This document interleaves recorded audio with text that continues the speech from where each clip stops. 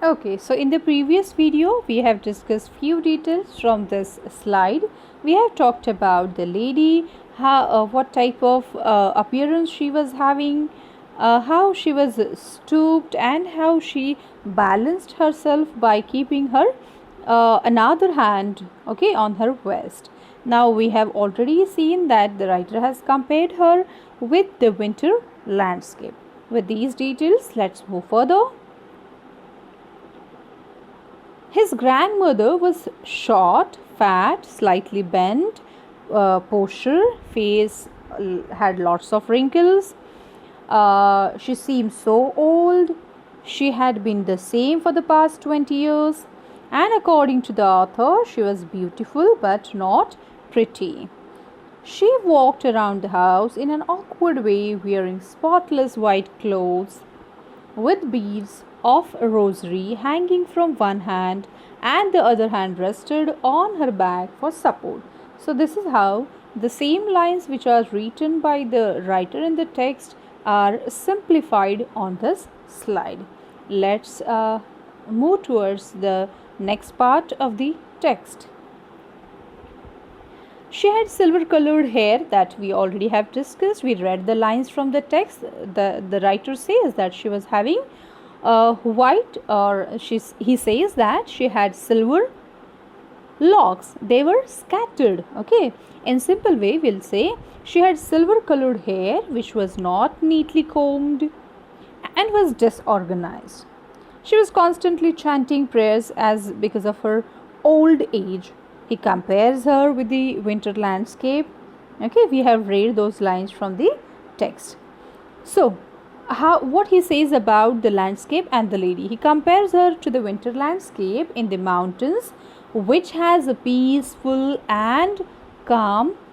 Okay, in the mountains, which has a peaceful and calm feel. The same way she is also very peaceful, very calm. She was a live example of a pure white peace emitting entity.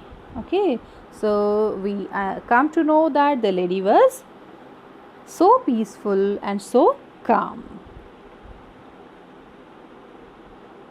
The author lived with her in the village. They were good friends. His parents left him with her to settle in the city. Why the parents had left the city?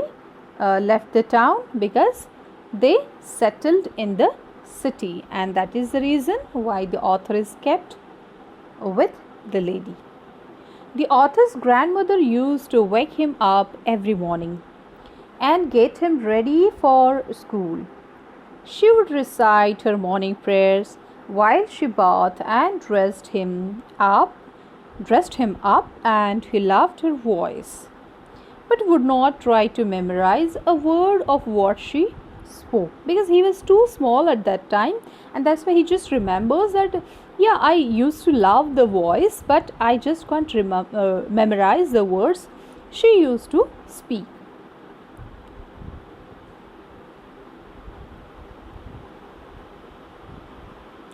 She would make his things ready, like a wooden slate, a tiny earthen ink pot, and a red pen.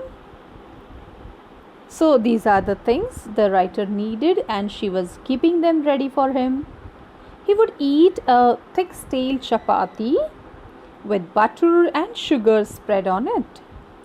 They both used to walk to school, and his grandmother carried stale chapatis with her to feed the village dogs. So this is how she is so kind to the animals, or we can say she is very kind to the dogs, that she used to feed the dogs too.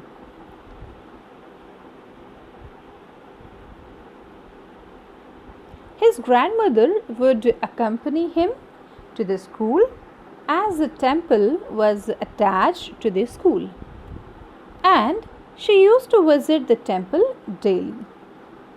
On one side, she would sit on the veranda with other children, would sing the alphabet and prayers in the chorus.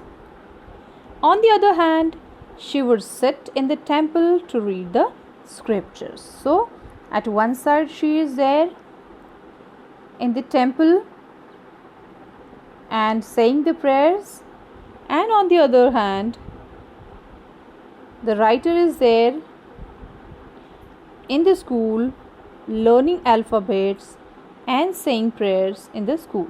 Okay, she used to read the scriptures. Okay, let me correct myself. She used to read the scriptures in the temples.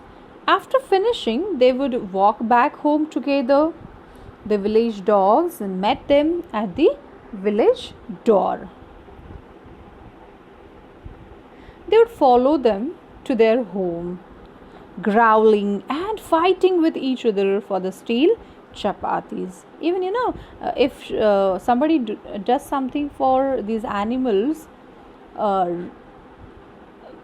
regularly, or provide something to eat, even the animals become so habitual of all these things.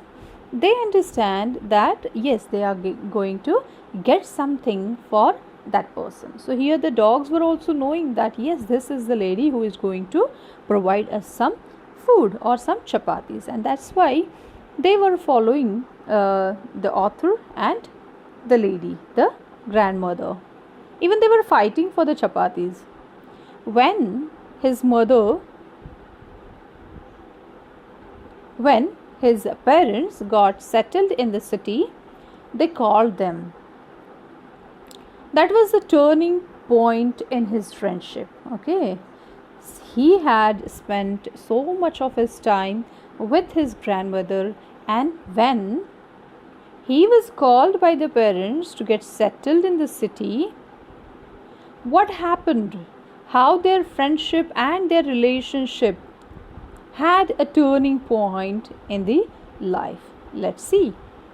They shared the same room, but she no longer would give him company to his school. He started going to an English medium school, and a motor bus would come to pick and drop him. See how the life has changed. There were no dogs in the streets whom she could feed as she did in the village. So she started feeding sparrows in the veranda of their house. She could not stop loving animals or loving birds. As she is not able to meet the dogs, she started feeding sparrows. As the years passed in the city, their interaction reduced. For some time, she continued to wake him up and would get him ready for school.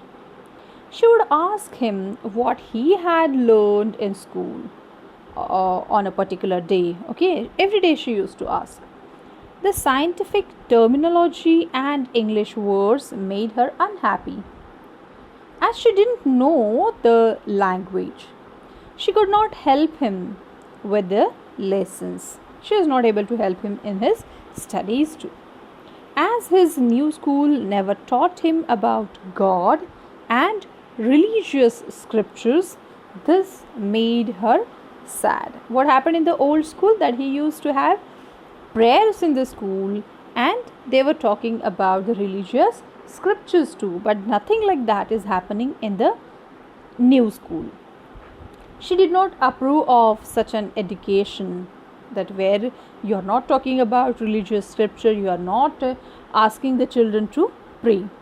When she came to know that he was getting music lessons, it disturbed her. According to her, music was indecent and it was an art for the beggars and prostitutes. So she was having some this type of some different opinions, and the way she thinks is different because she is from a previous generation. Her thoughts are quite orthodox, and that's why she says that learning music is the art for the beggars and prostitutes, and not for those belonging to decent families. It is her opinion.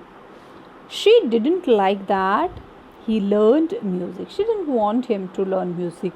So she stopped talking to him. See, how she has become so annoyed because of the lessons of music which he had started taking. As the author went to university, he had a room of his own. The common link of his friendship with his grandmother that they had when they shared the same room was changed now. As they are not sharing the room, they don't spend, the time which they used to spend together, the talks they used to have. Okay, so because of that too, their relationship came with some changes, and thus we come to know that the friendship of these two people ended. Okay, writer's friendship with the lady ended. She became more private and spent her whole day spinning a wheel. This is how we can see the lady. She used to keep herself busy, engrossed in some or the other thing. From sunrise to sunset, she would sit and silently recite her prayers. In the afternoon, she used to feed sparrows in the veranda, breaking the bread into small pieces. She would feed hundreds of birds. The birds would gather around her. Some sat near her, some on her legs, some on her shoulders, and few on her head. So, see, this is how the way she was loving the birds, the way she was receiving the same love from the birds. She never shooed them, but always smiled. She was happy in the company of all those birds. She was the happiest in that half an hour during the whole day. When the author decided to go abroad for further studies, he believed it would be the last time he would see her, as he would be gone for 5 long years. As they all reached the station, she held him tightly because she is not willing to lose him. Okay, she is not willing to depart from him. She kissed his forehead. He thought it was the last physical contact with her. He felt that he won't be able to see her again. The wet impression of her hand was dear to him. He could feel the touch of that lady. She was not sentimental at all. See, this is the difference. She was, she was holding him tightly. It shows that they were having a very good bond, but she was not sentimental. It shows that she was a practical lady. She understood the purpose. When he came back after 5 long years, she came to meet him at the station. She looked just this way she did 5 years ago, not a day older. She held him again in her arms and was still reciting her prayers. He noticed on the first day of his arrival that only sparrows would make her happy, nothing else but the company of the sparrows. An evening, she didn't follow her regular routine of praying. She collected a few women from the neighborhood, got a drum, and started singing with them. She thumbed the ruined part of the drum and sang along. The whole family persuaded her to stop, as she might get ill due to exhaustion. The next morning, she fell ill. It was a mild fever. The doctors told them that it would go away, but she took it differently. Because of the age, these people, they take the things, their understanding differs. They take the things in a different way. So it happened in her case also. According to her, what she felt, she would die soon as her end was near. She started chanting prayers as she didn't want to waste her last hours in talking to anyone. So this is how the lady, we can see, she was thinking that no, it is the last it is the few last moments I'm having, and she started chanting. The family protested because it was a mild fever, as doctor told, and they tried to stop her, but she lay peacefully on her bed. She was chanting prayers and doing her beads. Suddenly she stopped and the rosary fell from her lifeless fingers. A calm, pale appearance spread on her face and she was dead. So, though the family members were telling her that it is not something, too big that is happening to her, it is just a mild fever. They tried to convince her, they tried to stop her from chanting, but she was the person who understood, who realized, yeah, it is the end of my life and I should not waste these few moments of my life. And she started chanting, and we can see that how she had silently, how she was there silently on her bed and she was dead. The family lifted her from the bed, laid her on the ground, and wrapped her with a red colored cloth. Thousands of sparrows sat silently near her. So, this is something so, amazing. Even the animals, birds have feelings, and they also understand the touch, the human touch, the person who loves them. And that's why, or that can be the reason that the thousands of sparrows were sitting silently near her. Okay, the word silently is also very significant. The author's mother fetched some bread for the birds, but they didn't eat any. See the birds. They flew away later as the family carried the dead body. The sweeper removed the crumbs the next morning, the crumbs of the bread. The birds were so sensitive. They did not want to eat bread but were mourning the death of the one who had fed them for so many years. Okay, even when we lose somebody who is very close to our heart, we don't feed to eat. And see, the same courtesy is shown by these birds too. The family lifted, and how she was there lying, and how the birds were sensitive at the moment, we have discussed in this ppt, and this is how the chapter comes to an end. Okay, if you find any other query, any other doubt, feel free to ask. Okay, and I'll be providing you some more words to study.